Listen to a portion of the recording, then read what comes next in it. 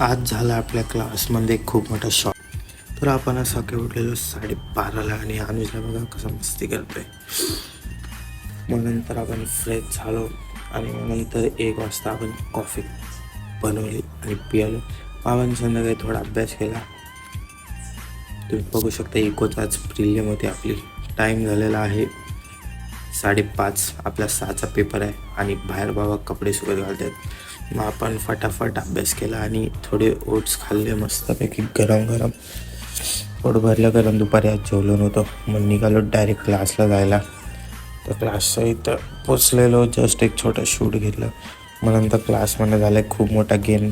आपला मित्र पकडला गेला, फोननी छापत होता.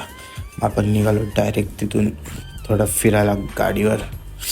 ते बघू शकता रात्र झालेली आहे. आपण निघून गेलो डायरेक्ट मित्राच्या इथे. मित्राला उचललं. मी गेलो असंच राऊंड मारायला. थोडं फिरलो. मग नंतर आपण गेलो आपल्या चायनीजवाल्याकडे. तिथून आपण घेतली शेव.